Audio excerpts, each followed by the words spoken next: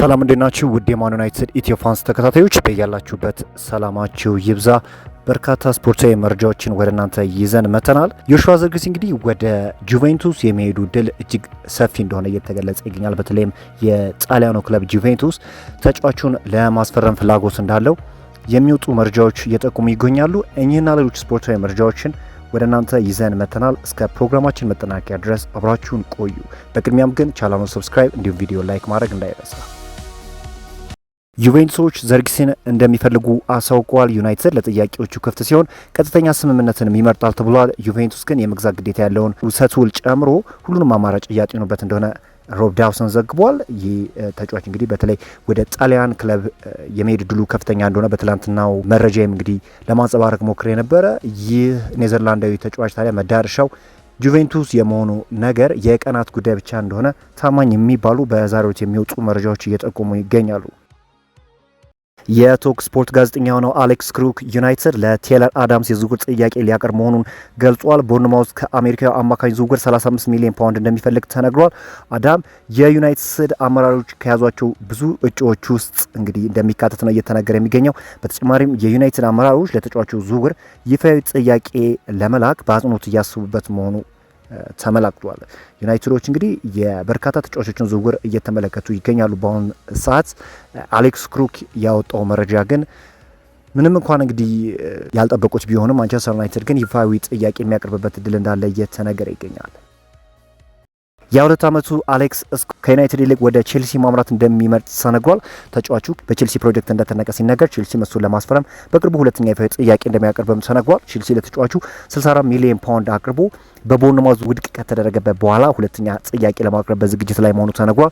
ቦርንማውዝ ተጫዋቹን የመሸጥ ምንም አይነት ፍላጎት እንደሌላቸው ቢገለጽም 80 ሚሊዮን ፓውንድ ከቀረበላቸው ለመደራደር ክፍት መሆናቸው ተገልጿል። በሌላ በኩል የስኮት ፈላጊ የሆኑት ዩናይትዶች የተጫዋቹ ዝውውር ውድ እንደሆነ እንደሚያምኑም ተነግሯል። በተጨማሪም በዩናይትድ ውስጥ የሚገኙ አንዳንድ ሰዎች ተጫዋቹ ከዩናይትድ ይልቅ መዳረሻው ቼልሲ እንደሚሆን እንደሚያምኑም ተመላክቷል እና በአሁኑ ሰዓት እንግዲህ በተለይም የጃቪ አሎንሶ ፕሮጀክት በርካታ ተጫዋቾችን እያሳመነ ይገኛል። አሌክስ ስኮትም እንግዲህ ወደ ቼልሲ የማምራት ፍላጎቱ እጅግ ሰፊ እንደሆነ ነው እየተነገረ የሚገኘው። ብዙዎችን አስገርሟል። እንግዲህ በብዛት በተለይ ቼልሲ በአውሮፓ መድረክ ተሳታፊ እንዳልሆነ ይታወቃል። ነገር ግን በርካታ ተጫዋቾች በሚባል ሁኔታ ምርጫቸው እንግዲህ የምዕራብ ለንደኑ ክለብ ቼልሲ እንደሆነ ይታወቃልና ብዙ ተጫዋቾችን እያገኘ ይገኛል። በቀጣዩ ውድድር ዘመንም ራሱን በሚገባ እያደራጀ ይገኛልና ዩናይትዶች እንግዲህ ለአሌክስ ስኮት ተገቢ ዋጋ የተለጠፈበት ዋጋ ተገቢ ነው ብለው እንደማያምኑ ነው እየተገለጸ የሚገኘው።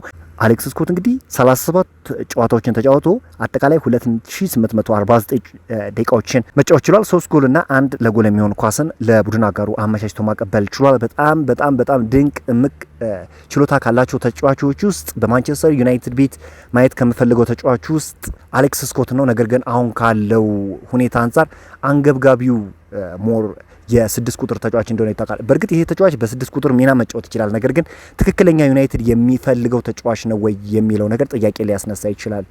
ማንቸስተር ዩናይትዶች በተጫዋቹ ላይ ፍላጎት አላቸው። ነገር ግን ቦርንማውዞች ከፍተኛ የዝውውር ጥያቄ ከተጫዋቹ ይፈልጋሉና ዩናይትዶች ሞር ፊዚካሉ ጠንከር ያለ ተጫዋች እንደሚፈልጉ ይታወቃልና ዛሬ የሚወጣው መረጃ የሚያሳየው ደግሞ ማንቸስተር ዩናይትዶች እንግዲህ ፈረንሳዊ ተጫዋች ማኖ ኮኔን ዝውውር አሁንም ዳግም እየተመለከቱት እንደሆነና ሰሞኑን እንግዲህ ቀዝቀዝ እንዳሉ የሚታወቅ ጉዳይ ነው። አሁን ግን በዚህ ተጫዋች ዝውውር ላይ በርካታ ስራዎችን ለመስራት ዝግጁ እንደሆኑና ከክለቡ ጋርም ይፋዊ ድርድር ለማድረግ እንዳሰቡ ነው እየተገለጸ የሚገኘው። እንደሚታወቀው እንግዲህ ይህ ተጫዋች የበርካታ ክለቦችን ቀልብ እንደሳበ ይታወቃል። ሊቨርፑሎችም የተጫዋቹ ፈላጊ እንደሆነ የሚታወቅ ጉዳይ ነው። ታዲያ ማንቸስተር ዩናይትዶች ዳግም በተጫዋቹ ላይ ያላቸው ፍላጎት እንዳገረሸና ተጫዋቹን ለማግኘት እንግዲህ ይፋዊ ድርድሮችን ለማድረግ ታማኝ የሚባሉ የመገናኛ ብዙሃኖች እየጠቀሙት ይገኛሉ። ማንቸስተር ዩናይትድ በዚህ ክረምት የአጥቂ ተጫዋች ለማስፈረም እየሰራ ይገኛል። ቀይ ሰይጣኖቹ ለቤንጃሚን ሼሽኮ አጋዥ መሆን የሚችል ልምድ ያለው የአጥቂ ስፍራ ተጫዋች እያፈላለጉ እንደሚገኝ ተመላክቷል። በዚህ መሰረት የላንክሻየሩ ክለብ የቀድሞውን የክለቡ ተጫዋች ዳኒ ዌልቤክን ለማስፈረም እያጤነ እንደሚገኝ ተዘግቧል። እንግሊዛዊ አጥቂ በሊጉ ባለው ከፍተኛ ልምድ አንጻር በማንቸስተር ዩናይትድ ዘንድ ተመራጭ እንዳደረገውም ተነግሯል። የ35 ዓመቱ የፊት መስመር ተጫዋች ከማንቸስተር ዩናይትድ በተጨማሪ በምዕራብ ለንደኑ ክለብ ቼልሲም እንደሚፈለግ ይታወቃልና ቼልሲ ሞር አድቫንስ አድርጓል በተለይ የአሌክስ ስኮትና የዳኒ ዌልቤክ ዝውውር ላይና ነገር ግን ተጫዋቹ ሞር ወደ ዩናይትድ የማምራት እድል ይኖራል ተብሎ ነው የሚጠበቀው። ዩናይትዶች ይህንን ተጫዋች እንግዲህ በተለይ ለሼሽኮ ተጨማሪ ኃይልን ይሰጠናል ብለው ነው ያምናሉና ከዚህ አንጻር በተለይም ካለው ልምድ አንጻር በፕሪሚየር ሊግ ለበርካታ ዓመታት እንደቆየ የአደባባይ ሀቅ ነውና ከዛ አንጻር ዩናይትዶች ከሌሎች አማራጮች ጎን ለጎን የዚህን ተጫዋች ዝውውር እየተመለከቱት እንደሆነ እየተገለጸ ይገኛል። በማንቸስተር ዩናይትድ በዝውውር መስኮቱ አንድ የመሀል ተከላካይ ሊያስፈርም እንደሚችል ሲገለጽ ቆይቷል። ሆኖም አሁን ላይ በወጡት መረጃዎች ቀይ ሰይጣኖቹ በጉዳዩ ላይ ገፍተው ላለመሄድ መወሰናቸው ተነግሯል። የሊሳንድሮ ማርቲኔዝ ጉዳት ከባድ አለመሆኑና ቡድኑ በቦታው ላይ ባለው ስብስብ ጥልቀት ምክንያት ይህን ዝውውር ለጊዜውም እንደገታው ተሰምቷል። ዩናይትድ ሞር ፎከስ የሚያደርጉት በመሀል ክፍላቸው ላይ ወይም የባህል ክፍላቸውን እንደገና በመገንባት ላይ ይሆናል ተብሎ ነው የሚጠበቀው። መጀመሪያም ቅድሚያ የሚሰጡት ጉዳይ ይሆናል ተብሎ ይጠበቃል። የማንቸስተር ዩናይትድ የመስመር ተመላላሽ ተጫዋች ሃሪ አማስ በማንቸስተር ዩናይትድ ቤት ያለው የወደፊት ቆይታ እስካሁን ሊረጋገጥ አልቻለም። ተጫዋቹ ከማይክል ካሪክ ስብስብ ጋር በመሆን የቅድመ ዘመን ዝግጅቱን እያካሄደ እንደሚገኝ ይታወቃል። ሆኖም ከቀይ ሰይጣኖቹ ሊለቅ የሚችልበት እድልም አለ ተብሏል። ዩናይትድ በበኩሉ ተጫዋቹን ዳግም በውሰት ከመልቀቅ በቋሚነት መሸጥን እንደሚመርጥ ተመላክቷል። ክለቡ በአስገራሚ መልኩ ተጫዋቹን ለመግዛት 6 ሚሊዮን ፓውንድ ለሚያቀርብ ክለብ አሳልፎ ለመስጠትም ፈቃደኛ መሆኑ ተነግሯል እና በፉልባክ ቦታ ላይ የተጫዋች ስቲል ቢኖረው የተሻለ ነው ብለው ያምናሉ የማንቸስተር ዩናይትድ የበላይ አካላቶችና ዳግም በውሰት ወይም በቋሚ ውል ተጫዋቹን የመሸጥ እድል ይኖራቸዋል ተብሎ ይጠበቃል። ነገር ግን ካለው ኳሊቲ አንጻር ዩናይትዶች አሁንም በውሰት ተጫዋቹን በመስጠት እንግዲህ በቂ የሆነ ልምድ ካገኘ በኋላ ዳግም ወደ ዩናይትድ የመመለስ ሀሳብ እንዳላቸው ነው እየተነገረ የሚገኘው።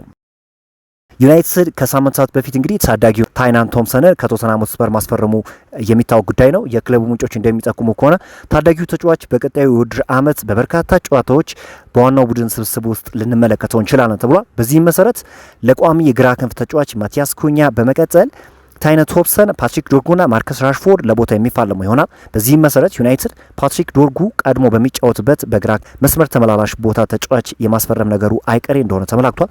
አሁንም ቢሆን እንግሊዛዊ የኒውካስትል ዩናይትድ የመስመር ተመላላሽ ሊውስ ሆል በማንቸስተር ዩናይትድ ከፍተኛ ክትትል እየተደረገበት ይገኛልም ተብሏልና ሊውስ ሆል በጣም በአሁኑ ሰዓት ዩናይትድ በግራ መስመር ላይ ከሚመለከታቸው ተጫዋቾች ውስጥ በፉልባክ ቦታ ላይ ከሚመለከታቸው ተጫዋቾች ውስጥ በዋነኝነት ይጠቀሳል።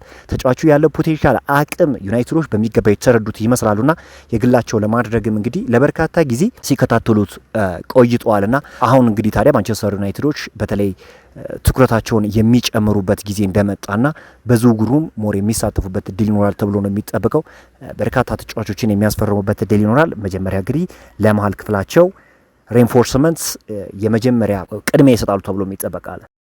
እንግሊዛዊ ተከላካይ ሃሪ ማጉዌር አዲሱን የማንቸስተር ዩናይትድ ፈራሚ አንድሪ ሳንቶስን ከቡድኑ ጋር ጥሩ መልኩ መላመዱን ገልጿል። አንድሪ ጥሩ ስብዕና ያለው ተጫዋች ነው። እርሱ በቡድኑ ውስጥ ምቾት እንዲሰማው ለማድረግ መሞከር አለብን። ይህንንም እያደረግን ነው። በዚህም እርሱ በጥሩ ሁኔታ ቡድኑን ተላምዷል። በልምምዶች እንዲሁም በጨዋታዎች ላይ ጥሩ እንቅስቃሴ እያሳየ ነው ሲል ነው እንግዲህ ሃሪ ማጉዌር መናገር የቻለውና ይህ ተጫዋች አይታችሁ ከሆነ ጥሩ የሚባል እንቅስቃሴ ነው እንግዲህ እያሳየ የሚገኘው በተለይ በቅድመ ውድድር ዝግጅት ላይና በኖርማል ጨዋታ ላይም ይህንን ነገር ዳግም ያስመለክተናል ተብሎ ይጠበቃል። ፖርቹጋላዊ የማንቸስተር ዩናይትድ ካፒቴን ብሩኖ ፈርናንዴዝ ከማንቸስተር ዩናይትድ ተጨማሪ ክፍያ ማግኘቱ ተገልጿል።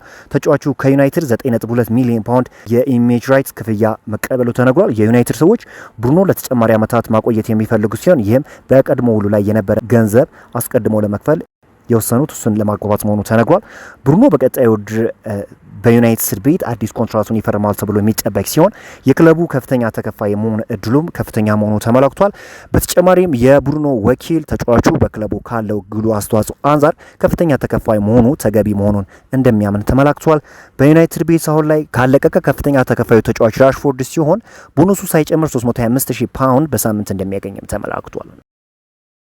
በዛሬው ዕለት ዩናይትድን የተመለከቱ ስፖርታዊ መረጃዎች እኚህን ይመስላሉ። በሌሎች ስፖርታዊ መረጃዎች እስክንገናኝ መልካም